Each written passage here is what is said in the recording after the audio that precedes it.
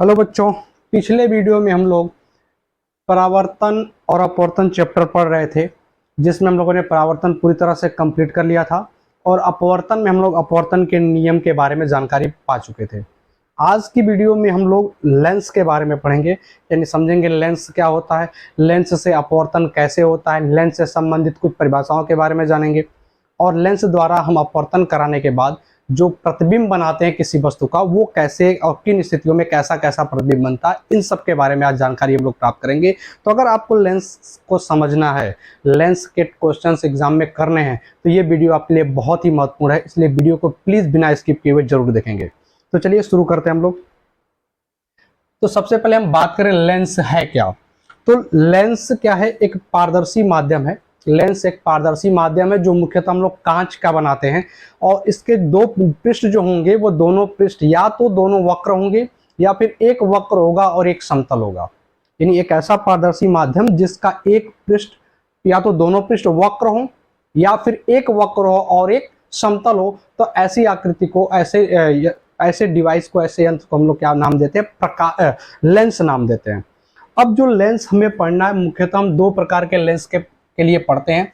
एक हम लोग पढ़ेंगे अवतल लेंस, दूसरा पढ़ेंगे उत्तल लेंस। यानी हम दो तरह के लेंस की बात करने वाले हैं आज की वीडियो में, उत्तल लेंस और अवतल लेंस। यही हमारा पाठ्यक्रम भी है, इससे ज़्यादा हमें कुछ जानने की ज़रूरत नहीं है। क्लास 10th में यही दो लेंस ही हमें पढ़ने होते हैं, इसके अतिरिक्त कोई लेंस हमें पढ़ने की ज़रूरत नहीं है। तो सिर्फ दो लेंस की बात करेंगे, उत्तल लेंस और अवतल लेंस। उत्तल लेंस क्या होगा? जिसमें दोनों पृष्ठ हमारे वक्र होंगे। अवतल लेंस में भी दोनों पृष्ठ वक्र होंगे, लेकिन इसकी खास बात क्या है कि इसमें जो दोनों पृष्ठ वक्र होंगे इस प्रकार से जुड़े होंगे, इस प्रकार से होंगे। यानी ये लेंस बीच में इस तरह से देखेंगे तो मोटा हो जाएगा और किनारों पर पतला हो जाएगा, बीच में मोटा और किनारों पर पतला हो जाएगा। तो ऐसे लेंस को हम लोग नाम देते हैं उत्तल लेंस। क्या है? दोनों पृष्ठ इसके वक्र हैं, या ऐसे भी कहें दोनों पृष्ठ उभरे हुए हैं। इधर वाला भी पृष्ठ उभरा हुआ है, इधर वाला पृष्ठ भी उभरा हुआ है। इस प्रकार ये बीच में मोटा हो गया, किनारों पर पतला हो गया। ऐसे लेंस को हम लोग बोलते हैं उत्तल लेंस। इंग्लिश में उसको बोलते हैं कॉन्वेक्स लेंस, CONVEX। ये है कॉन्वेक्स लेंस। दूसरा हम लोग पढ़ते हैं अवतल लेंस। अवतल लेंस में क्या होगा? इसके भी दोनों पृष्ठ हमारे वक्र होते हैं, लेकिन इस तरह से व्यवस्थित होते हैं, इस तरह से जुड़े होते हैं कि इसका दोनों पृष्ठ जो होगा वो दबा हुआ होगा। इधर वाला पृष्ठ भी दबा हुआ है, इधर वाला पृष्ठ भी दबा हुआ है। इस प्रकार ये बीच में पतला हो जाता है, किनारों पर मोटा हो जाता है। ऐसे लेंस को हम लोग नाम देते हैं अवतल लेंस। इंग्लिश में बोलते हैं कॉनकेव लेंस, कॉनकेव लेंस। ये दो प्रकार के लेंस हमें पढ़ने हैं, उत्तल लेंस और अवतल लेंस। उत्तल लेंस बीच में मोटा, किनारों पर पतला। अवतल लेंस बीच में पतला और किनारों पर मोटा होता है। बात समझ में आ रही होगी? चलिए इसके बाद हम लोग आगे बढ़ते हैं। अब हमें समझना है इस लेंस से संबंधित कुछ परिभाषाएं। जैसे हमने दर्पण में पढ़ा था कि मुख्य अक्ष होता है, मुख्य फोकस होता है, वक्रता केंद्र होती है, वक्रता त्रिज्या होता है, वैसे ही इस लेंस में भी कुछ छोटी छोटी परिभाषाएं होती हैं जो हमें जानना चाहिए, हमें जानना होगा। तो क्या क्या हमें समझना है? सबसे पहले एक बिंदु की बात करते हैं जिसे हम लोग बोलते हैं प्रकाशिक केंद्र। किसकी बात करेंगे हम लोग? प्रकाशिक केंद्र। मैं लिख भी देता हूं यहां पर उनके नाम, प्रकाशिक केंद्र। प्रकाशिक केंद्र, ऑप्टिकल सेंटर, ऑप्टिकल सेंटर इसको बोलते हैं प्रकाशिक केंद्र को। अब प्रकाशिक केंद्र कहां होगा? लेंस का प्रकाशिक केंद्र क्या होता है?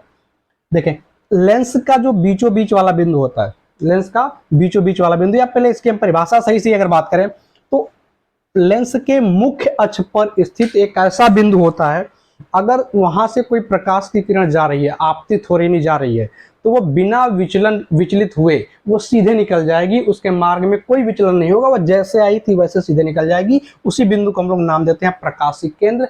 अगर हमारे दो पृष्ठ लेंस के अंदर हैं, लेंस के अंदर हमारे दो पृष्ठ हैं, अगर दोनों पृष्ठ की वक्रता त्रिज्या एक बराबर है, दोनों की वक्रता त्रिज्या एक बराबर है, तो ये जो प्रकाशिक केंद्र होता है ये लेंस के बीचों बीच पाया जाता है। अब ये कहाँ होगा? लेंस के बीचों बीच होगा, यहाँ पर। इसी को हम लोग बोलते हैं प्रकाशिक केंद्र। अगर ये हमारा मुख्य अक्ष हो गया तो ये हमारा प्रकाशिक केंद्र हो जाएगा, जिसे हम C से लिखते हैं। ये लेंस के बीचों बीच वाला बिंदु हो जाता है। ऐसे ही इस अवतल लेंस में भी होगा, इसके बीचों बीच यहाँ हमारा हो जाएगा प्रकाशिक केंद्र। अगर इससे हम कोई प्रकाश की किरण लेकर जाएंगे तो ये सीधे निकल जाएगा, इसमें कोई विचलन नहीं होगा, इसके रास्ते पे कोई विचलन नहीं होगा, जैसे आया था वैसे निकल जाएगा। वही काम यहाँ अवतल लेंस के लिए भी होगा। अगर प्रकाश प्रकाशिक केंद्र से जा रहा है तो सीधे बिना विचलित हुए निकल जाता है। इसी बिंदु को हम लोग प्रकाशिक केंद्र बोलते हैं। ये कहाँ स्थित होता है? मुख्य अक्ष पर स्थित होता है। अगर लेंस के दोनों पृष्ठ समान वक्रता त्रिज्या रखते हो तो ये कहाँ होगा? लेंस के एकदम बीचों बीच। कहाँ होगा? लेंस के एकदम बीचों बीच होगा। तो ये तो बात हुई प्रकाशिक केंद्र की। चलें और बात करते हैं। अब जैसे हमने दर्पण में वक्रता केंद्र कहा था, यहां भी वक्रता केंद्र होगा। अब यहाँ पे दो दो वक्रता केंद्र हो जाएंगे क्योंकि पृष्ठ दो हैं। जैसे इस वाले इधर वाले पृष्ठ का गोला बनाएंगे तो उस गोले का जो केंद्र होगा वो भी वक्रता केंद्र होगा। इधर एक गोला बनेगा, इधर वाले का केंद्र भी वक्रता केंद्र होगा। तो इसमें दो दो वक्रता केंद्र हो जाएंगे। यानी गोली जो हमारा दर्पण है, जो लेंस है हमारा, इसके जो दोनों पृष्ठ हैं, जिस गोले के भाग हैं उस गोले के केंद्र को इन लेंसों के वक्रता केंद्र कहते हैं। और उस गोले की त्रिज्या को वक्रता त्रिज्या कहेंगे। क्या कहेंगे? वक्रता त्रिज्या कहेंगे। तो खास ज्यादा डिफिनेशन वो ज्यादा जरूरी नहीं है हमारे लिए। जो हमें मेन जरूरी है उसकी हम बात करने वाले हैं। तो हमने वक्रता केंद्र वक्रता त्रिज्या के बारे में बता दिया। चलिए इसके बाद हम लोग आते हैं मुख्य अक्ष पर। किस पर आएंगे? मुख्य अक्ष पर। तो जो दो वक्रता केंद्र होंगी, एक इधर होगा एक इधर होगा, दोनों को मिलाने वाली रेखा, दोनों वक्रता केंद्रों को जो मिलाने वाली रेखा है वही हमारा मुख्य अक्ष हो जाती है। दोनों वक्रता केंद्रों को मिलाने वाली रेखा क्या हो जाएगी? मुख्य। जैसे चित्र में जो दिख रहा है ये हमारा क्या है? ये मुख्य अक्ष है। प्रिंसिपल एक्सिस है, ये मुख्य अक्ष है। क्या ये मुख्य अक्ष प्रिंसिपल एक्सिस है? अब आते हैं अपने मेन डिफिनेशन पर, जो परिभाषा में सबको याद होना चाहिए। हर बच्चे को यह परिभाषा याद होनी चाहिए, परीक्षा में भी पूछता है बार बार। वो है हमारा फोकस। जो हमारा मेन क्या है? फोकस। ये चीज उठा के पूछेगा, मोस्ट इंपॉर्टेंट लिख लीजिए, ये बार बार पूछता है फोकस के बारे में। अब लेंस में दो फोकस होते हैं। लेंस के कितने फोकस होते हैं? दो फोकस होते हैं। एक को हम लोग बोलते हैं प्रथम फोकस, एक को क्या बोलेंगे? प्रथम फोकस, और दूसरे को बोलेंगे द्वितीय फोकस। प्रथम फोकस और द्वितीय फोकस। द्वितीय फोकस को हम लोग मुख्य फोकस भी नाम देते हैं। द्वितीय फोकस को मुख्य फोकस भी कहा जाता है, मुख्य फोकस भी नाम दिया जाता है। तो दो तरह के फोकस हमारे पास लेंस के होते हैं, प्रथम फोकस और द्वितीय फोकस। प्रथम फोकस और द्वितीय फोकस। अब इनकी परिभाषा कि प्रथम फोकस क्या है, द्वितीय फोकस क्या है, इसकी परिभाषा कैसे हम लोग बताएंगे। तो सबसे पहले बात समझें, लेंस पर जब भी प्रकाश आपतित होगा तो उससे होगा अपवर्तन, क्योंकि इधर वायु से कांच के अंदर जा रहा है तो अपवर्तन होगा, फिर कांच से वायु में आएगा, फिर से अपवर्तन होगा। तो लेंस से जब भी प्रकाश गुजरता है तो उसका अपवर्तन होता है। और खास बात ये याद रखनी है कि जब भी प्रकाश लेंस से बाहर निकलता है, लेंस के चौड़े वाले भाग की ओर मुड़ जाता है। लेंस के चौड़े वाले भाग की ओर मुड़ जाता है। क्या मतलब है इसका? कि अगर हम उत्तल लेंस पर प्रकाश को गिरा रहे हैं, उत्तल लेंस पर जैसे प्रकाश की किरण ले गए तो ये कहाँ मुड़ेगी? इसके चौड़े भाग की तरफ मुड़ेगी, लेंस के चौड़े भाग की तरफ। तो जहां पे आपतन हुआ वहां हम देखेंगे कि इसका चौड़ा भाग ऊपर की तरफ है या नीचे की तरफ है। तो आपतन बिंदु के ऊपर देखेंगे तो लेंस पतला हो रहा है, नीचे देखेंगे तो चौड़ा हुआ है। तो चौड़े भाग की तरफ मुड़ेगा, मतलब नीचे की तरफ। ये प्रकाश नीचे की ओर मुड़ जाएगा। कहाँ होगा? कहाँ जाएगा? नीचे की ओर मुड़ जाएगा। ठीक है।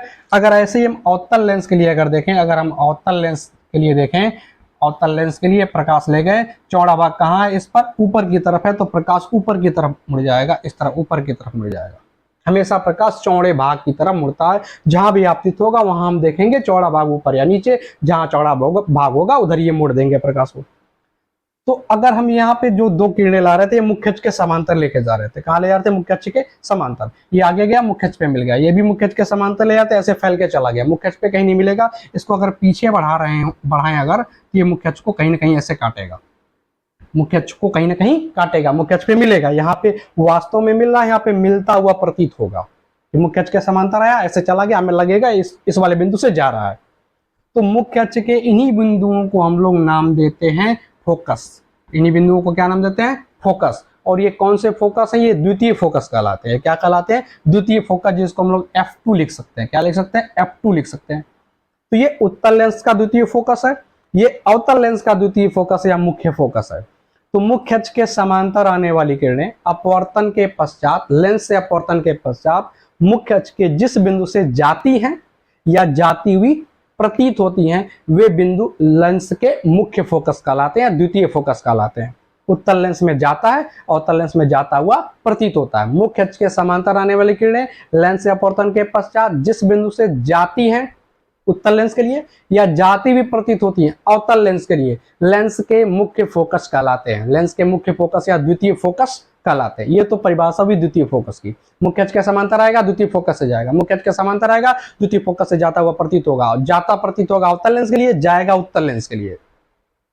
ऐसे ही बात करें प्रथम फोकस की, प्रथम फोकस क्या होगा, प्रथम फोकस की परिभाषा क्या होगी, तो इसका उल्टा हम लोग करते हैं। मुख्य अक्ष पर एक ऐसा भी बिंदु हम ले सकते हैं, जैसे हमने उत्तल लेंस ले लिया, अगर मुख्य अक्ष पे एक बिंदु हमने ले लिया, यहां से प्रकाश को हम ले गए, मुख्य अक्ष के बिंदु से प्रकाश जा रहा है, लेंस पे पड़ेगा, लेंस क्या करता है, चौड़े भाग की तरफ मोड़ देता है, तो कोई ना कोई एक ऐसा बिंदु इस मुख्य अक्ष पे ऐसा जरूर होगा जिससे जाने वाली प्रकाश की किरण लेंस से मुड़ने के बाद मुख्य अक्ष के समांतर हो जाएगी, लेंस से मुड़ करके समांतर हो जाएगी। तो इसी बिंदु को हम लोग नाम देते हैं प्रथम फोकस, जिसको F से लिखते हैं, F1 लिखते हैं। क्या लिखते हैं? F1। तो मुख्य अक्ष के समांतर मुख्य अक्ष पर स्थित वह बिंदु जिससे जाने वाली किरणें अपवर्तन के पश्चात मुख्य अक्ष के समांतर हो जाती है, उसे हम क्या कहेंगे? प्रथम फोकस कहेंगे। क्या कहेंगे? प्रथम फोकस कहेंगे। तो उत्तल लेंस में ऐसा होगा, जाने वाली किरण समांतर हो जाएगी, लेकिन अवतल लेंस में अगर हम यही चीज देखें तो अवतल लेंस में क्या होगा, अवतल लेंस में क्या होगा, इधर हमारा द्वितीय फोकस हो गया, अब फोकस पे जाने वाला मुख्य अक्ष के समांतर हो जाए।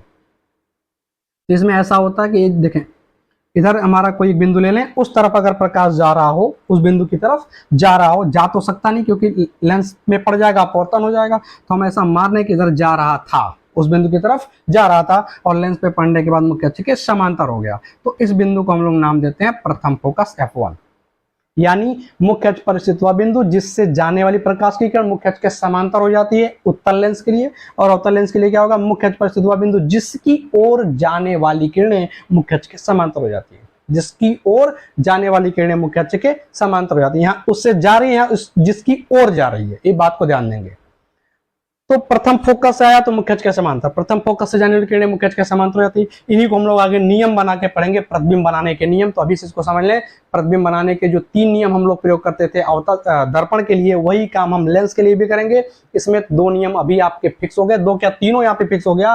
पहला कि अगर प्रथम फोकस से ले गए मुख्य अक्ष के समांतर करेंगे, प्रथम से ले गए अपवर्तन के बाद मुख्य अक्ष के समांतर करेंगे, प्रथम फोकस से ले गए मुख्य अक्ष के समांतर करेंगे। दूसरा, मुख्य अक्ष के समांतर ले गए फोकस से जाएगा, मुख्य अक्ष के समांतर ले गए द्वितीय फोकस से जाएगा, मुख्य अक्ष के समांतर ले गए द्वितीय फोकस से जाएगा। फोकस से ले गए प्रथम फोकस से मुख्य अक्ष के समांतर, मुख्य अक्ष के समांतर ले गए द्वितीय फोकस से जाएगा। 2 नियम पक्का। तीसरा नियम क्या है? अगर प्रकाशी केंद्र से लेके सीधे निकल जाएगा, प्रकाशी केंद्र से लेके गए सीधे निकल जाएगा, प्रकाशी केंद्र से लेके गए सीधे निकल जाएगा। ये 3 नियमों का प्रयोग हम लोग करेंगे प्रतिबिंब बनाने के लिए। इन्हीं 3 नियमों का क्या प्रयोग करेंगे? प्रतिबिंब बनाने के लिए हम लोग प्रयोग करेंगे। तो हमने फोकस दूरी की परिभाषा बता दी, या फोकस की परिभाषा बता दी। या फोकस दूरी क्या होगा? प्रकाशी केंद्र से फोकस की जो दूरी होगी वो फोकस दूरी कहलाएगी। प्रकाशी केंद्र से फोकस की दूरी क्या कहलाएगी? फोकस दूरी कहलाएगी। प्रकाशी केंद्र से फोकस की दूरी फोकस दूरी कहलाएगी। और सामान्यतः जो लेंस हम पढ़ेंगे उसमें F1 और F2 दोनों आपस में क्या होंगे? बराबर होंगे। ये पतले लेंस, थिन लेंस के लिए F1 F2 दोनों क्या होता है? बराबर होता है। वही हमें पढ़ना भी है। हमारे लिए अभी क्या है? F1 और F2 दोनों आपस में क्या है? बराबर है। जितनी दूरी पर F1 है उतनी दूरी पर F2 है, यानी दोनों फोकस दूरियां आपस में बराबर है। दोनों फोकस दूरियां आपस में बराबर है। क्या बात समझ में आ रही है? क्या इतनी बात समझ में आ रही है? अगर नहीं समझ में आया तो एक बार वीडियो को रिवाइंड करके फिर से देख ले। हम लोग अब आगे बढ़ते हैं। हमने बात कर लिया कि फोकस दूरियां दोनों आपस में बराबर होती हैं। अब हम चिन्ह परिपाटी की लगे हाथ यहीं पे बात कर लेते हैं कि किसकी फोकस दूरी धनात्मक होगी, किसकी ऋणात्मक होगी। जो चिन्ह परिपाटी मैंने दर्पण में बताया था वही चिन्ह परिपाटी लेंस के लिए भी है, कोई बदलाव नहीं है। अगर हम दूरियां सभी नापेंगे, कहां से नापेंगे? प्रकाशी केंद्र से। वहां किस में नापते थे? ध्रुव से नापते थे। यहाँ पर किससे नापेंगे? प्रकाशी केंद्र C से नापेंगे। कहां से नापेंगे? प्रकाशी केंद्र C से। अब अगर दूरियां प्रकाशी केंद्र से हम चल के नाप रहे हैं, अगर आपतित किरण के विपरीत जा रहे हैं तो ऋणात्मक, आपतित किरण की दिशा में जा रहे हैं तो धनात्मक। आपतित किरण के विपरीत गए तो ऋणात्मक, आपतित किरण की दिशा में गए तो धनात्मक। मुख्य अक्ष के ऊपर धनात्मक और मुख्य अक्ष के नीचे ऋणात्मक। यही चिन्ह परिपाटी लेंस के दर्पण के लिए था, वही चिन्ह परिपाटी लेंस के लिए भी है।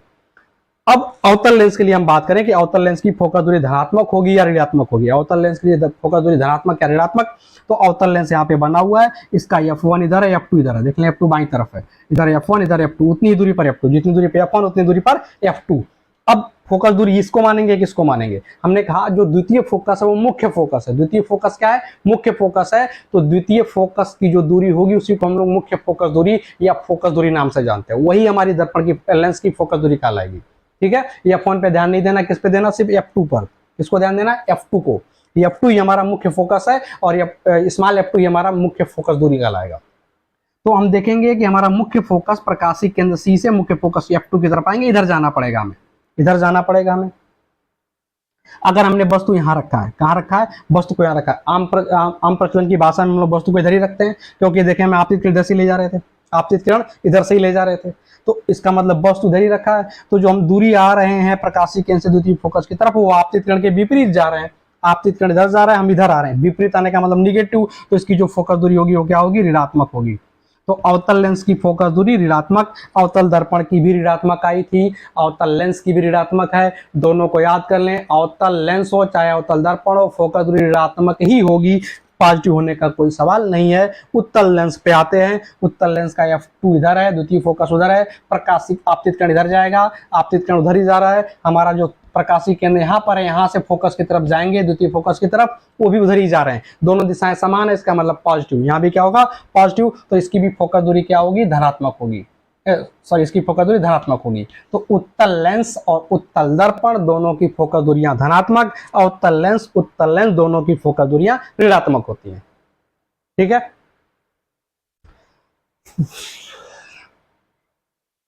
चलिए और कुछ बात कर लेते हैं हम लोग। एक टॉपिक होता है अभिसारी और अपसारी प्रकृति। अभिसारी और अपसारी प्रकृति की बात करें कि कौन सा लेंस हमारा अभिसारी है, कौन सा अपसारी है, इस पर चर्चा करते हैं।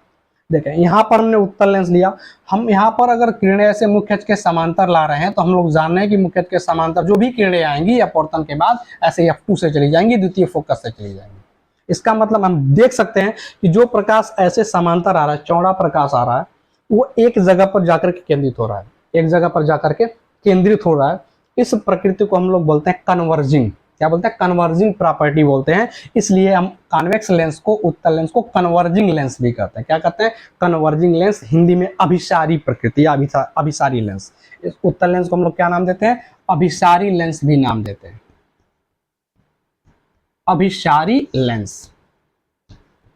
यानी जो उत्तल लेंस होता है वो क्या करता है, प्रकाश की किरणों को अपने फोकस पर, अपने मुख्य फोकस पर केंद्रित करता है। इस प्रकृति को हम लोग बोलते हैं अभिसारी प्रकृति बोलते हैं, और इसलिए इस लेंस को अभिसारी लेंस भी कहा जाता है। इंग्लिश में converging lens, CONVERSING, converging lens. ठीक है, अवतल लेंस, इस पर बात करें तो अवतल लेंस में हमने देखा कि अगर हम मुख्य अक्ष की किरणें, प्रकाश की जो किरणें मुख्य अक्ष के समांतर ला रहे हैं, तो ऐसे फैल के चला जा रहा है, ऐसे नीचे की तरफ भी फैल जाएगा। तो यहाँ पे दिख रहा है कि प्रकाश की किरणों को ये फैला रहा है, प्रकाश की किरणों को क्या कर रहा है, इसे फैला दे रहा है। तो जब ये प्रकाश को फैला रहा है तो इसको हम बोलते हैं डाइवर्जिंग प्रॉपर्टी, डाइवर्जिंग प्रॉपर्टी। इसलिए इस लेंस को डाइवर्जिंग लेंस बोलते हैं, हिंदी में बोलते हैं अपसारी लेंस, अपसारी लेंस। क्या बोलते हैं इसको, अपसारी लेंस। क्या बोलते हैं, अपसारी लेंस। ठीक है, अपसारी लेंस। नाम अक्सर भूलता है, अभिसारी और अपसारी किसको कहेंगे, तो ऐसे देखें, ये फैला रहा है, फैलाने को देहाती भाषा में क्या बोलते हैं, पसारना वो कहते हैं। फैलाने को क्या बोलते हैं, गांव में पसारना, पसार दो। तो ये क्या कर रहा है, प्रकाश को पसार रहा है, तो पसारने से हो गया पसारी, यानी अपसारी। ठीक है, इस तरह से आप ट्रिक है, आप याद रख सकते हैं। अपसारी लेंस मतलब प्रकाश को फैलाना, पसारना, अपसारी, और इसका उल्टा कर देंगे अभिसारी। ठीक है, तो अपसारी लेंस और अभिसारी लेंस दोनों हमने चर्चा कर ली, इनके प्रकृति के बारे में जान लिया, इनके जो मुख्य परिभाषाएं थी वो भी हम लोग जान गए। एक परिभाषा छूट रहा, उसको भी समझ लिया, फोकस तल पूछता है। फोकस तल क्या पूछ रहा है, फोकस तल। तो फोकस तल क्या होता है, जो लेंस है उनके फोकस है, प्रथम फोकस, द्वितीय फोकस। तो कोई भी तल जो फोकस से जा रहा हो, कहां से जा रहा हो, चाहे प्रथम फोकस या द्वितीय फोकस से जा रहा हो, यहाँ पर एक लंबवत तल ले लिया जाए। क्या ले लिया जाए, लंबवत तल। जैसे लेंस रखा, यहाँ पे इसका फोकस है, तो यहाँ पे एक लंबवत तल, ये प्लेन जो क्या होगा, लंबवत होगा, मुख्य अक्ष के लंबवत होगा, और कहां से जाएगा, फोकस से, F1 से या F2 से। उसी तल को हम लोग फोकस तल नाम देते हैं। तो ये हमारा क्या हो जाएगा, फोकस तल हो जाएगा। ये भी क्या हो जाएगा, फोकस तल हो जाएगा। फोकस से जाने वाला मुख्य अक्ष के लंबवत जो तल होता है उसे हम क्या कहते हैं, फोकस तल बोलते हैं। ठीक है, और एक और जान सकते हैं, लेंस का द्वारक। लेंस का द्वारक क्या होगा, जो भी ये यहां से यहां तक का जो व्यास है, इसी को हम लोग द्वारक बोलते हैं। ये द्वारक है, इसका ये द्वारक है। ठीक है, तो लेंस का जो व्यास है वही हमारा क्या है, द्वारक है। तो आई होप कि सारी परिभाषाएं खत्म हो गई, सब कुछ हमने चर्चा कर लिया। अब हम लोग प्रतिबिंब बना सकते हैं, यानी इमेज फॉर्मेशन को समझ सकते हैं कि लेंस के द्वारा इमेज कैसे बनाएंगे, कैसे उसका फॉर्मेशन करेंगे। तो इससे पहले इसको मिटा देते हैं, फिर आगे बढ़ते हैं।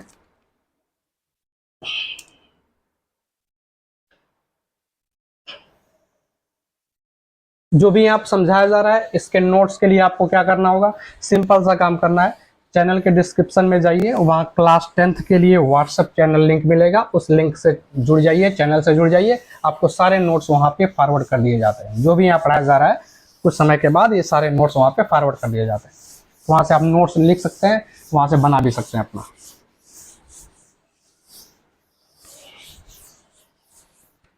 चलिए अब हम लोग आगे समझते हैं कि लेंस के द्वारा हम लोग प्रतिबिंब कैसे बनाएंगे विभिन्न परिस्थितियों में। तो हमें दो लेंस है, दोनों से बारी बारी समझना, उत्तल लेंस से भी और समझना है, अवतल लेंस से भी समझना है। चलिए हम सबसे पहले बात करें उत्तल लेंस के लिए। तो सबसे पहला काम क्या करेंगे, जैसे हम लोग दर्पण में करते थे, पहले दर्पण बनाते थे, अब यहाँ लेंस बनाएंगे। उसका मुख्य खींच देंगे, जो भी बिंदु होते हैं, प्रकाशीय केंद्र हो गया, इधर इसका क्या हो गया, द्वितीय फोकस हो गया, इधर क्या हो गया, इसका प्रथम फोकस हो गया F1। याद रखेंगे उत्तल लेंस का द्वितीय फोकस इस तरफ है, प्रथम फोकस इस तरफ है। प्रथम फोकस वस्तु की तरफ, द्वितीय फोकस उधर दूसरी तरफ। और उसमें क्या होगा, उत्तल लेंस में F2 इधर होगा, F1 उधर होगा। इस बात को ध्यान देना थोड़ा सा। चलिए अब हम प्रतिबिंब रखना है, हमें प्रतिबिंब वस्तु रख करके प्रतिबिंब बनाना है। इसमें कई स्थितियां संभव हैं, जैसा कि हम लोग दर्पण में भी पढ़ते थे। कई स्थितियां संभव, कौन कौन सी स्थितियां हो सकती है उस पर हम बाद में उसमें चर्चा करें। अगर तो जितनी दूरी पर F1 है, जिससे C से F1 की जो दूरी है, उतनी दूरी पर एक और पॉइंट हम लेते हैं 2F1। क्या लेते हैं, 2F1, यानी फोकस दूरी का 2 गुना। ये फोकस दूरी है तो इसका 2 गुना ले लेंगे 2F1। इसके बाद हमारा इधर लास्ट में अनंत आ जाएगा। क्या आ जाएगा, अनंत। तो पहली स्थिति तो हम वस्तु को अनंत पर रख सकते हैं, पहली स्थिति अनंत पर रखेंगे, नंबर 1। दूसरा हम लाएंगे अनंत और 2F1 के बीच, नंबर 2। तीसरा लाएंगे 2F1 पर, 3 हो गया। फिर 2F1 और F1 के बीच 4 हो गया। फिर F1 पर लाएंगे 5 और F1 और प्रकाशीय केंद्र के बीच 6। तो इन 6 स्थितियों का हमें प्रतिबिंब बनाना है। 6 स्थितियों के प्रतिबिंब बनाना, उसको समझना, याद भी रखना है कब कैसा प्रतिबिंब बनता है, हमारे न्यूमेरिकल्स में काम आता है। ठीक है, तो चलिए हम बात करते हैं आगे। तो सबसे पहले हम काम रख लें, वस्तु हमारा कहाँ का, अनंत पर रखा। हो सकता है आपको यहाँ दिख ना रहा हो, किनारे हो गया ज्यादा, लेकिन आप याद रखिए इधर कहीं अनंत पे प्रतिबिंब है। अनंत का मतलब बहुत दूर, बहुत दूर, बहुत बड़ा वस्तु रखा हुआ है, प्रतिबिंब नहीं वस्तु रखा हुआ है, अनंत पे रखा हुआ है, लेंस से बहुत दूर रखा हुआ है, बहुत बड़ा प्रतिबिंब रखा हुआ है, वस्तु रखा हुआ है, उसका प्रतिबिंब हमें बनाना है। तो हम जानते हैं कि अनंत पे दो किरणें जो मिलती हैं वो मुख्य वो दोनों क्या होती है, समांतर होती है। दो समांतर रेखाएं अगर तो जाके अनंत पे मिलेंगी। हम ये मानते हैं कि दोनों कहाँ मिलेंगी, अनंत पर जाकर के मिलेंगी। तो अगर अनंत पे वस्तु रखा हुआ है, उसके सिर से दो किरणें आ रही है तो समांतर आ रही होंगी। हमारे पास जब होंगी, लेंस के पास होंगी तो समांतर होंगी, तभी तो मानेंगे कि अनंत पे जाके मिल रही होंगी। तो यहाँ पे हम जो दो किरणें लाएंगे अनंत से जो आ रही होंगी, यहाँ पे हम लेंस के पास समांतर किरणें लाएंगे। कैसे लाएंगे, समांतर। तो समांतर लाने के लिए हमने क्या किया, एक हम ले गए प्रकाशीय केंद्र से। आप स्केल से बनाइएगा सीधा, तभी एग्जैक्ट सही चित्र आएगा। चलिए ये प्रकाशीय केंद्र पे आ गया। दूसरा इसी के समांतर लाना है, तो हम समांतर से ला सकते हैं फोकस से। हम 3 नियम जानते हैं, प्रकाशीय केंद्र वाला, प्रथम फोकस वाला और मुख्य अक्ष के समांतर। यही हमने जान रखा है। लेकिन अगर मुख्य अक्ष के समांतर लेते तो ये जो किरण होगी इन दोनों में से किसी के समांतर तो नहीं बन पाएगी, फिर काट देगी दोनों को, तो उसको हम छोड़ देते हैं। हमें दो लेना जो दो समांतर पॉसिबल हैं, तो यही दोनों संभव हैं, F1 से और प्रकाशीय केंद्र से। प्रकाशीय केंद्र वाले का नियम कहता है कि जैसे आया वैसे निकल जाएगा, इसको कोई फर्क नहीं पड़ता कौन क्या कर रहा है, सीधा निकल जाएगा। F1 से लाएंगे तो इस पे फर्क पड़ता है, ये लेंस पे पड़ने के बाद मुख्य अक्ष के समांतर हो जाएगा। क्या होगा, मुख्य अक्ष के समांतर। ऐसे अब हम देखेंगे कि दोनों F2 के नीचे काट रहे होंगे, दोनों जो कि अपवर्तित किरणें होंगी दोनों F2 के नीचे कटेंगी, यानी F2 पर प्रतिबिंब बन जाएगा। प्रतिबिंब कहाँ बन जाएगा, F2 पर। अनंत पे रखा था, बहुत बड़ा था, यहाँ पे हो गया तो बहुत छोटा हो गया। उस अनंत वाले वस्तु के आगे इसके आकार बहुत छोटा है, यानी हम कह सकते हैं कि इस स्थिति में जो हमारा प्रतिबिंब बनेगा बहुत छोटा बनेगा। क्या बनेगा, बहुत छोटा। आप लिखना चाहें तो साथ में लिख सकते हैं, फिलहाल आपको नोट्स मिल भी जाएगा, इसके लिए बेफिक्र रहें। तो बहुत छोटा प्रतिबिंब बना, उल्टा बना, सीधा बना, सॉरी वास्तविक बना, क्योंकि प्रकाश यहाँ वास्तव में मिल रहा है। यहाँ पे प्रकाश वास्तव में मिल रहा है। ठीक है, अगर दर्पण आपने पढ़ा, दर्पण के प्रतिबिंब बनाया, तो आपको बात समझ में आ रही होगी कि प्रकाश यहाँ पे वास्तव में मिल रहा है। नहीं मिलता तो लोग डाटा करके मिला रहे होते। तो वस्तु का जो प्रतिबिंब बनेगा बहुत छोटा बनेगा, उल्टा बनेगा, वास्तविक बनेगा। कहाँ बनेगा? फोकस पर, F2 पर, मतलब मुख्य फोकस पर। क्या बनेगा? F2 पर, यानी मुख्य फोकस द्वितीय फोकस पे बनेगा। ये हमने चर्चा कर ली। एक चलिए अब हम लोग देखते हैं दूसरी स्थिति में कि उत्तल लेंस द्वारा प्रतिबिंब कहाँ और कैसा बनेगा। दूसरी स्थिति का मतलब है कि अब हम वस्तु को रखेंगे अनंत और 2f1 के बीच में, अनंत और 2f1 के बीच में। ये हमारा प्रकाशिक केंद्र हो गया। तो यहाँ पे होता f1, यहाँ उतनी दूरी पर होगा 2f1। हमने पहले अनंत पे रखा था। अब दूसरी स्थिति में हम लोग बात कर रहे हैं, तो दूसरी स्थिति में वस्तु को कहाँ रखेंगे? 2f1 और अनंत के बीच में, और देखेंगे प्रतिबिंब कहाँ और कैसा बनने वाला है। चलिए इस तरफ होगा F2 और उतनी दूरी पर होगा 2f2। पहली चीज कि हमें याद होना चाहिए, न्यूमेरिकल्स लगाने में हमें बहुत हेल्प होती है कि प्रतिबिंब कहाँ बनेगा, इस बात को हमें याद भी होना चाहिए। तो याद करने के लिए क्या करेंगे? अगर हम वस्तु को एक स्थिति आगे लाते हैं, एक स्टेप आगे करते हैं, तो प्रतिबिंब को भी एक स्टेप उधर बढ़ा देंगे, एक स्टेप दूर कर देंगे। हमने अनंत पे लिया तो कहाँ आ गया? F2 पर आ गया। अब अनंत और 2f1 के बीच में ला रहे हैं, एक स्टेप आगे कर रहे हैं, तो प्रतिबिंब भी एक स्टेप आगे चला जाएगा, F2 और 2f2 के बीच में चला जाएगा। उसके बाद जब एक स्टेप आगे करके 2f1 पे लाएंगे तो प्रतिबिंब एक स्टेप आगे जाकर के 2f2 पे चला जाएगा। फिर एक स्टेप आगे करके जब वस्तु को 2f1 और f1 के बीच में रखेंगे तो प्रतिबिंब भी 2f2 और अनंत के बीच में चला जाएगा। और फिर जब f1 पे करेंगे एक स्टेप आगे करके, तो प्रतिबिंब एक स्टेप आगे जाकर के अनंत पे चला जाएगा। फिर जब इसको एक स्टेप आगे करेंगे, F1 और C के बीच में लाएंगे, उस समय प्रतिबिंब एक स्टेप और आगे जा नहीं सकता, क्योंकि अनंत पे जाके कहानी खत्म हो गई। तो प्रतिबिंब इधर आ जाएगा। प्रतिबिंब कहाँ आ जाएगा? इस तरफ आ जाएगा। इस तरह से आप इसको याद रख सकते हैं। ठीक है, देखें जब अनंत पे रखा तो F2 पे प्रतिबिंब बना, छोटा बना, वस्तु से छोटा। एक स्टेप आगे गया, प्रतिबिंब एक स्टेप आगे जाएगा, F2 और 2f2 के बीच में आएगा और छोटा, F2 और 2f2 के बीच में छोटा हो जाएगा, वस्तु से छोटा बनेगा। फिर अगर हम पहुंचा देंगे, हाँ, और छोटा नहीं होगा, F2 पे छोटा बनेगा। उसके बाद जब F2 और 2f2 के बीच में बनेगा तो उससे थोड़ा सा बड़ा बनेगा, लेकिन वस्तु से छोटा ही रहेगा। ठीक है, फिर उसके बाद जब 2f1 पे रखेंगे तो 2f2 पे आएगा, वस्तु के बराबर आ जाएगा, वस्तु के बराबर आ जाएगा। फिर जब आगे बढ़ेंगे तो प्रतिबिंब बड़ा होता चला जाएगा। ठीक है, यानी जैसे जैसे हम वस्तु को पास ला रहे हैं, प्रतिबिंब के आकार में वृद्धि हो रही है। पहले छोटा था, बड़ा हुआ, फिर वस्तु के बराबर हुआ, फिर और बड़ा हुआ, फिर और बड़ा हुआ, इस तरह से बढ़ता चला जाएगा। बात समझ में आ रही है? अब एक एक करके हम लोग देखते हैं इसको। तो चले इसको बनाते हैं। मुख्य अक्ष के समांतर एक प्रकाश की किरण हम लोग लेके जाएंगे। लेंस पे पढ़ने के बाद कहां से जाएगा? हमने नियम पढ़ा कि अगर मुख्य अक्ष के समांतर प्रकाश की किरण जा रही है तो ये निकल जाती है F2 से। कहां से निकल जाती है? F2 से, बिना विचलित हुए सीधा का सीधा निकल जाता है, कोई फर्क नहीं पड़ता, जैसे F2 से निकल चला जाएगा। सॉरी, अगर मुख्य अक्ष के समांतर है तो F2 से चला जाएगा। ठीक है, अब यहाँ कोई विचलन नहीं होगा, सीधा F2 से निकल जाएगा। फिर इसके बाद अगर हम ले जाएं एक किरण प्रकाशिक केंद्र से ले जाएं, कैसे ले गए? प्रकाशिक केंद्र। तो हमने पढ़ा कि प्रकाशिक केंद्र से जाने वाली प्रकाश की किरण सीधे निकल जाती है, इसमें कोई विचलन नहीं होता है।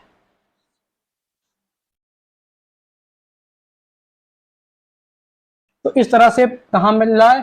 F2 और 2f2 के बीच में ये काट रहा है, F2 और 2f2 के बीच में ये काट रहा है। तो प्रतिबिंब F2 और 2f2 के बीच बन जाएगा, F2 और 2f2 के बीच बन जाएगा। कैसा बनेगा? उल्टा बनेगा। और कैसा बनेगा? वस्तु से छोटा बनेगा और वास्तविक बनेगा। उल्टा, वस्तु से छोटा और वास्तविक प्रतिबिंब इस स्थिति में मिलेगा जब हम वस्तु को अनंत और 2f1 के बीच में रख रहे हैं। तब कैसा कैसा बनना है?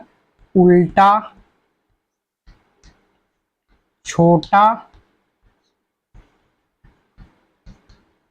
वास्तविक। उल्टा, छोटा और वास्तविक प्रतिबिंब बनेगा। ठीक है, चलिए अब तीसरी स्थिति में आते हैं हम लोग और आगे कहानी बढ़ाते हैं। तीसरी स्थिति में अब हम वस्तु को लाएंगे 2f1 पर। कहां लाएंगे? 2f1 पर। प्रकाशिक केंद्र हो गया, यहाँ F1, उतनी दूरी पर 2f1, इस तरफ F2, उतनी दूरी पर 2f2। हमने वस्तु को रखा 2f1 पर। मुख्य अक्ष के समांतर एक किरण लेके जाए, चला जाएगा F2 से। एक प्रकाशिक केंद्र से ले जाए, सीधे निकल जाएगा बिना विचलित हुए, ये कट जाएगा 2f2 पर। कहाँ काटेगा, दोनों किरणें 2f2 के नीचे काटेंगी। इसका मतलब प्रतिबिंब 2f2 पर बनेगा और वस्तु के बराबर आएगा, एग्जैक्ट बराबर आएगा। तो यहाँ पर जो प्रतिबिंब होगा वस्तु के बराबर, वस्तु के बराबर उल्टा आभास वास्तविक, उल्टा और वास्तविक प्रतिबिंब बनेगा। वस्तु के बराबर उल्टा और वास्तविक प्रतिबिंब बनेगा। चलिए और देखते हैं।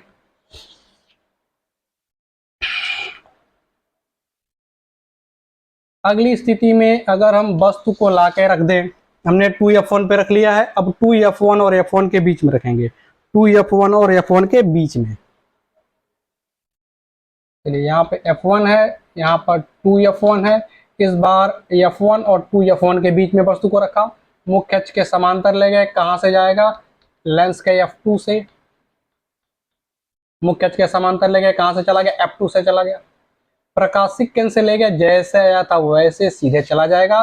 तो इस बार हमें दिखेगा कि प्रतिबिंब 2f2 के बाद चला जा रहा है, 2f2 के पीछे चला जा रहा है, 2f2 और अनंत के बीच में, 2f2 और अनंत के बीच में वस्तु हो गया, वस्तु से बड़ा हो रहा है, उल्टा हो रहा है, सीधा उल्टा हो रहा है, वास्तविक हो रहा है। तो प्रतिबिंब 2f2 और अनंत के बीच में उल्टा, बड़ा और वास्तविक प्रतिबिंब प्राप्त होगा यदि हम वस्तु को 2f1 और f1 के बीच में रखते हैं। तो चलिए ये हमारी होगी चौथी स्थिति। पांचवी स्थिति में हम लोग क्या करेंगे, वस्तु को एक स्टेप और आगे खिसका के ले जाएंगे, f1 पर लेके जाएंगे। कहाँ रखेंगे इस बार, f1 पर। चलिए f1 पे रखा, वस्तु को मुख्य अक्ष के समांतर एक किरण लेके गए, कहाँ से चला जाएगा, f2 से। f2 उतनी दूरी पर होगा जितनी दूरी पे f1 है, तो ये f2 से चला गया। ठीक है, अगला हम ले जाएंगे प्रकाशिक केंद्र से, जैसे लाया था वैसे सीधे चला जाएगा। तो हमें दिखेगा कि ये दोनों किरणें जो लेंस से निकल रही हैं दोनों समांतर हो जा रही हैं, कहीं नहीं मिलेंगी। हम ये मानेंगे कि ये अनंत पर जाकर के मिलेंगी। तो जो हमारा प्रतिबिंब होगा वह चला जाएगा अनंत पर, वस्तु से बहुत बड़ा होगा, उल्टा होगा और वास्तविक होगा, क्योंकि नीचे ही मिलेंगी इसलिए उल्टा, और बहुत दूर मिलेंगे नहीं, प्रतिबिंब बहुत बड़ा बनेगा और कहाँ जाके मिलेंगी, अनंत पर मिलेंगी। तो अनंत पर बहुत बड़ा उल्टा वास्तविक प्रतिबिंब बनेगा। चलिए इसके बाद हम लोग देखते हैं छठवीं स्थिति में, लास्ट। अब हम वस्तु को लाके रख देंगे f1 और प्रकाशिक केंद्र के बीच में, प्रकाशिक केंद्र और f1 के बीच में। अब कहाँ प्रतिबिंब बनेगा, तो मुख्य एक किरण लेके जाएंगे मुख्य अक्ष के समांतर, नियम के अनुसार, कहाँ से चला जाएगा, द्वितीय फोकस f2 से सीधा। इसके बाद एक प्रकाशिक केंद्र से ले गए, ये सीधे निकल जाएगा बिना विचलित हुए। अब दिख रहा होगा दोनों किरणें फैल जा रही हैं, नहीं वो आगे नहीं मिलेंगी, इनको पीछे मिलाना पड़ेगा। तो ये पीछे मिलती हुई प्रतीत होंगी, इधर कहीं पीछे मिलाएंगे दोनों को, ये मिलती हुई प्रतीत हो जाएंगी। तो जहां मिलेंगी वहां पे हमारा प्रतिबिंब बन जाएगा। तो इस बार जो प्रतिबिंब होगा वो कैसा बनेगा, इस बार जो प्रतिबिंब बनेगा वो कैसा बनेगा, इस बार प्रतिबिंब हमारा बनेगा सीधा। कैसा बनेगा, सीधा बनेगा। और कैसा बनेगा, वो आभासी बनेगा, क्योंकि इस बार प्रकाश वास्तव में नहीं मिल रहा है, कल्पना कर रहे हैं, डॉटेड लाइन से मिला रहे हैं। तो आभासी प्रतिबिंब, बड़ा प्रतिबिंब, सीधा प्रतिबिंब, सीधा, आभासी और बड़ा प्रतिबिंब प्राप्त होगा यदि हम वस्तु को फोकस से पहले रखें, यानी लेंस और फोकस के बीच में रखते हैं। तो इस तरह से हमने उत्तल लेंस के द्वारा प्रतिबिंब बनाया। हमने खास बात ये देखा कि उत्तल लेंस जो प्रतिबिंब बना रहा है छोटा और वास्तविक बना रहा है, छोटा और वास्तविक बना रहा है, बड़ा भी बना रहा है, वास्तविक बना रहा है, बड़ा और वास्तविक भी बना रहा है, और बड़ा और आभासी भी बना रहा है। इसका मतलब आभासी और वास्तविक दोनों तरह के प्रतिबिंब बना सकता है, वास्तविक और आभासी दोनों तरह के प्रतिबिंब बना सकता है, छोटा भी बना सकता है और बड़ा भी बना सकता है, छोटा और बड़ा भी बना सकता है। अगर हमें सीधा और बड़ा प्रतिबिंब चाहिए, सीधा भी चाहिए, बड़ा भी चाहिए, तो हम वस्तु को कहाँ रखेंगे, फोकस से पहले, फोकस के पहले रखेंगे। लेंस और फोकस के बीच में अगर वस्तु को रख देंगे तो उसका प्रतिबिंब बड़ा बनेगा और सीधा बनेगा, बड़ा और सीधा बनेगा। फोकस पे रखेंगे तब भी बनेगा, फोकस पे रखेंगे तब भी बनेगा, बड़ा और सीधा बनेगा। सॉरी, जब फोकस पर रखेंगे तब कैसा बनता, देखिए हमने फोकस पर रखा तो उल्टा बना था। कैसा बना था, उल्टा बना। सॉरी, ये फोन वाला कहाँ गया, यहाँ पर ये फोन पे अनंत पे बनेगा, बड़ा बनेगा, अनंत पे बनेगा, लेकिन उल्टा बनेगा। कैसा हो जाएगा, उल्टा। लेकिन अगर सीधा चाहिए तो फोकस से पहले रखना पड़ेगा, अगर सीधा चाहिए तो फोकस से पहले रखना मजबूरी है। फोकस पर रखेंगे तो उल्टा प्रतिबिंब बन जाएगा। तो सीधा और बड़ा प्रतिबिंब चाहिए तो हमें फोकस से पहले रखना होगा। ठीक है, तो ये तो बात हुई उत्तल लेंस की। इसी लगे हाथ हम उत्तल लेंस के उपयोग को भी समझ लेते हैं। यहाँ पर उपयोग उत्तल लेंस के क्या है, 2 उपयोग पूछता है तो 2 उपयोग आने चाहिए हमें लिखना। पहला उपयोग हम लोग क्या कर सकते हैं, जैसे अभी हमने कहा कि उत्तल लेंस के सामने अगर वस्तु को फोकस के पहले रखते हैं तो वो बड़ा और सीधा प्रतिबिंब बनाता है, इसलिए हम इसको आवर्धक लेंस के रूप में उपयोग कर सकते हैं। आवर्धक लेंस का काम क्या होता है, वस्तु को बड़ा करके दिखाना, ठीक है ना, उसका बड़ा प्रतिबिंब बनाना जिससे छोटी वस्तु हमें बड़ी दिखाई दे। तो आवर्धक लेंस के रूप में इसका हम लोग उपयोग कर सकते हैं। जैसे आपके प्रकार बॉक्स में आता है, छोटा सा रहता है, जिससे हम अक्षर के पास रखते हैं, अक्षर बड़ा दिखाई देने लगता है, तो ये आवर्धक लेंस है। इसका काम होगा छोटे वस्तु को बड़ा करके दिखाना, ठीक है। तो आवर्धक लेंस के रूप में प्रयोग कर सकते हैं। उसके बाद सूक्ष्मदर्शी, दूरदर्शी, इनमें उपयोग कर सकते हैं। सूक्ष्मदर्शी में, दूरदर्शी में आवर्धक लेंस के रूप में इसका उपयोग करते हैं। पहला उपयोग लिख लेंगे, सूक्ष्मदर्शी में, दूरदर्शी में और आवर्धक लेंस के रूप में इसका उपयोग करते हैं। दूसरा, इसका उपयोग दूरदृष्टि दोष के निवारण में किया जाता है। किसके निवारण में, दूरदृष्टि दोष के बारे में। अभी हम इस पर चर्चा नहीं कर रहे हैं क्योंकि हमें आगे इसी चैप्टर में पढ़ना है निकट दृष्टि दोष, दूरदृष्टि दोष, ये सब दोनों चीजें हम पढ़ेंगे तो वहां पे समझेंगे कि कैसे इसका निवारण किया जाता है। तो दूरदृष्टि दोष में उत्तल लेंस का उपयोग किया जाता है दूरदृष्टि दोष के निवारण को करने के लिए, ठीक है। और तीसरा हम चीज ये लिख सकते हैं कि जो डॉक्टर्स होते हैं नाक कान की जांच करने के लिए, या जो घड़ी साज होता है, घड़ी बनाने के लिए घड़ी में छोटे छोटे पार्ट्स होते हैं, तो उनको देखने के लिए उत्तल लेंस का प्रयोग करता है। क्यों? क्योंकि ये प्रतिबिंब को बड़ा करके दिखा सकता है जब उसके फोकस के अंदर वस्तु रखी रहेगी। तो ये हो गया उत्तल लेंस के उपयोग। 3 उपयोग बता दिया, 2 उपयोग लिख देंगे काफी है। 2 उपयोग ही पूछता है, 2 उपयोग आप लिख सकते हैं। चलिए अब बात करते हैं अवतल लेंस की, कि अवतल लेंस द्वारा हमारा प्रतिबिंब कब कैसा बनता है। इसके द्वारा पढ़ेंगे अब अवतल लेंस के द्वारा। बहुत बढ़िया, अवतल लेंस के द्वारा पढ़ेंगे हम लोग। चलिए अवतल लेंस से समझते हैं। अवतल लेंस में ज्यादा दिक्कत नहीं है क्योंकि इसमें एक ही स्थिति में प्रतिबिंब जो बनता है हमेशा एक ही स्थिति में बनता है, बस एक अनंत वाले को छोड़ दें अगर हम, तो देखें बाएं तरफ हमारा उसमें F1 था, इसमें F2 होता है। अभी पीछे हमने चर्चा की है F2, इधर हमारा होगा F1, उतनी दूरी पर 2F1 हो जाएगा, इधर हमारा 2F2 हो जाएगा, उतनी दूरी पर क्या हो जाएगा, 2F2 हो जाएगा, बीचों बीच हमारा प्रकाशिक केंद्र C हो जाएगा, ऑप्टिकल सेंटर C हो जाएगा। अगर हम वस्तु को रखें अनंत पर, कहाँ रख दिया, अनंत पर, वस्तु हमारा कहाँ है, अनंत पर, यानी वस्तु बहुत दूर है, लेंस से बहुत दूर है। 2 किरणें लानी है और दोनों किरणें आनी चाहिए समांतर, क्योंकि हम मानते हैं कि अनंत पे जाके समांतर रेखाएं ही अनंत पे जाके मिलती हैं। तो यहाँ पे 2 समांतर रेखाएं होंगी तो अनंत पे जाके मिल रही होंगी, यानी वस्तु अनंत पे रखे वस्तु के सिर से आ रही होंगी। तो यहाँ पे 2 हमें समांतर किरणें लेना होगा। तो एक हम ले लेंगे फोकस से, प्रथम फोकस की तरफ, F1 की तरफ जाने वाली किरण जो F1 से जा रही है, तो क्या हो जाएगी, मुख्य अक्ष के समांतर हो जाएगी।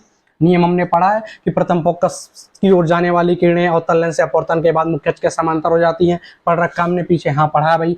चलो F2 से अगर ले जाएं, द्वितीय फोकस से ले जाएं, तो द्वितीय फोकस से या अब द्वितीय फोकस से न ले जाएं तो इससे ले सकते हैं, प्रकाशिक केंद्र से भी ले सकते हैं, बात वही है। अगर हम प्रकाशिक केंद्र से ले जाएं तो प्रकाशिक केंद्र से क्या होता है, प्रकाश जैसे आता है वही से निकल जाता है। इसको कोई घंटा फर्क नहीं पड़ता कहाँ जा क्या रखा है सामने। अगर प्रकाशिक केंद्र पे पड़ा तो घंटा फर्क पड़ेगा, सीधा निकल जाएगा। ये कहाँ चला जाएगा, सीधा निकल जाएगा। अब देखेंगे दोनों किरणें कहाँ काट रही हैं, दोनों किरणें कहाँ काटेंगी, इधर तो नहीं काटेंगी भाई, इधर तो फैल रही हैं, पीछे की तरफ बढ़ा के देखेंगे। तो इसको जैसे ही पीछे बढ़ा रहे हैं हम, इसको जैसे ही पीछे बढ़ा रहे हैं, क्या हो रहा है, ये यहाँ पे काट रहा है। कहाँ काट रहा है, F2 पर। कहाँ काट रहा है, ये F2 पर ये कटेगा। ये हाथ का बना है, थोड़ा इधर उधर हो सकता है, आप स्केल से नाप करके बने एग्जैक्ट आएगा। तो कहाँ काटेगा, F2 पर काटेगा। कहाँ काटेंगी दोनों किरणें, F2 पर, यानी प्रतिबिंब F2 पर बनने वाला है। प्रतिबिंब F2 पर बनने वाला है, कैसा है, सीधा है, तीर ऊपर की तरफ है, इसका मतलब सीधा प्रतिबिंब। कैसा प्रतिबिंब, सीधा। इस बार आभासी है, उत्तल लेंस वास्तविक, उत्तल लेंस में ज्यादातर वास्तविक आ रहा था, इसमें सीधा सीधा आभासी आ जाएगा। प्रतिबिंब कैसा आएगा, आभासी, क्योंकि डॉटेड लाइन है, प्रकाश वास्तव में मिल तो नहीं रहा है, हमने पीछे मिलाया है, आगे जाके मिलता तो वास्तविक मानते, यहाँ पीछे बढ़ा के मिला रहे हैं, तो सीधा आभासी, सीधा आभासी और छोटा, सीधा आभासी छोटा F2 पर, सीधा आभासी छोटा F2 पर बनेगा। अगर हमने अनंत पर रखा तो इसके बाद कहीं भी रख लें, कहीं भी रख लें, प्रतिबिंब हमेशा C और F2 के बीच में आने वाला, C और F2 के बीच में आने वाला। कैसे बना के देखते हैं, चलो भाई। ये हो गया हमारा मुख्य अक्ष, प्रकाशिक केंद्र F2, इधर हो गया 2F2, इधर F1 2F1, F1 2F1। चलो हमने यहाँ रख दिया 2F2 F2 के बीच में, मुख्य अक्ष के समांतर ले गए। कहाँ से जाएगा, फोकस से, किससे, कौन से फोकस से, F2 से। कहाँ से जाएगा, F2 से। ये प्रकाशिक से सीधे निकल गया, मुड़ करके निकल गया, F2 से जा रहा है, मुख्य अक्ष के समांतर लाए, F2 से चला गया। एक हम ले जाते हैं प्रकाशिक केंद्र से, जहीं से आया वहीं से सीधे निकल गया, दोनों किरणें यहाँ काट रही हैं, प्रतिबिंब हमारा आ गया F2 और C के बीच में, फोकस और प्रकाशीय केंद्र के बीच में, F2 और C के बीच में। कैसा है? छोटा है। कैसा है? छोटा है। सीधा भी दिख रहा है, तीर ऊपर की तरफ है, और आभासी है क्योंकि डॉटेड लाइन है, प्रकाश वास्तव में मिल नहीं रहा है। इसका मतलब अवतल लेंस हमेशा छोटा सीधा आभासी प्रतिबिंब बनाता है। सीधा छोटा आभासी, सीधा छोटा आभासी, F2 और C के बीच में, F2 और C के बीच में। अनंत रखेंगे तो F2 पे, नहीं तो F2 और C के बीच में। तो ये बात रही अवतल लेंस की। अवतल लेंस हमेशा एक ही तरह का प्रतिबिंब बनाता है, सीधा छोटा आभासी, सीधा छोटा आभासी, सीधा छोटा आभासी। उत्तल लेंस के लिए हमने देखा अलग अलग स्थितियों में अलग अलग प्रतिबिंब बन रहा है। बात समझ में आ गई? आई होप आप समझ पा रहे होंगे इतनी बातों को। चलिए अब अवतल लेंस के उपयोग समझते हैं। अवतल लेंस के उपयोग, अवतल लेंस के उपयोग समझते हैं। अवतल लेंस के क्या क्या उपयोग होंगे? चलिए अवतल लेंस के उपयोग में पहला उपयोग, इसका हम लोग उपयोग करते हैं निकट दृष्टि दोष के निवारण में। आगे हम ये पढ़ने वाले हैं, इसलिए यहाँ पर ज्यादा बात नहीं कर रहे हैं, यहाँ पे सीधे आप लिख लीजिए कि निकट दृष्टि दोष के निवारण में अवतल लेंस का प्रयोग किया जाता है। निकट दृष्टि दोष के निवारण में अवतल लेंस का उपयोग किया जाता है, एक उपयोग हो गया। दूसरा उपयोग इसका क्या है अवतल लेंस का? अगर हम दूरबीन बना रहे हैं, दूरबीन बना रहे हैं, लेजर लाइट में भी इसका उपयोग करते हैं, दूरबीन में भी करते हैं, फ्लैश लाइट में भी करते हैं, फ्लैश लाइट में भी इसका उपयोग करते हैं। तो दूरबीन बनाने में, फ्लैश लाइट बनाने में, लेजर लाइट बनाने में, इन सब में इसका उपयोग किया जाता है। ठीक है, तो दो उपयोग इसके भी हो गए, निकट दृष्टि दोष के निवारण में फ्लैश लाइट, लेजर लाइट और दूरबीन बनाने में इसका उपयोग किया जाता है। तो दैट्स ऑल, ये हमारा पूरा हमने लेंस के बारे में पढ़ लिया कि लेंस से प्रतिबिंब कैसे बनता है, लेंस क्या होती है, लेंस से संबंधित परिभाषाओं के हमने बारे में जान लिया, लेंस के उपयोग भी पढ़ लिए। नेक्स्ट वीडियो में हम लोग पढ़ने वाले हैं लेंस का सूत्र, आवर्धन सूत्र और लेंस की क्षमता। उसके बाद हम लेंस के न्यूमेरिकल्स लगाने के प्रयास करेंगे। यानी कुल मिला के लगभग 2 वीडियोस और आपको लेंस प्रकाश के परावर्तन और अपवर्तन में पढ़ने हैं। तो आई होप आपको इतनी कहानी समझ में आई होगी। और भी वीडियोस लगभग 7वां वीडियो प्रकाश के परावर्तन और अपवर्तन का है। इससे पहले भी 6 वीडियो अपलोड हो चुके हैं। तो प्लीज़ आप एक सीक्वेंस से सभी वीडियोस को जरूर देखें और अपने दोस्तों के साथ शेयर करना ना भूलें। और चैनल को अगर सब्सक्राइब नहीं किया तो प्लीज़ अभी सब्सक्राइब कर लें। चलिए मिलते हैं नेक्स्ट वीडियो में नए टॉपिक के साथ, तब तक के लिए बाय बाय।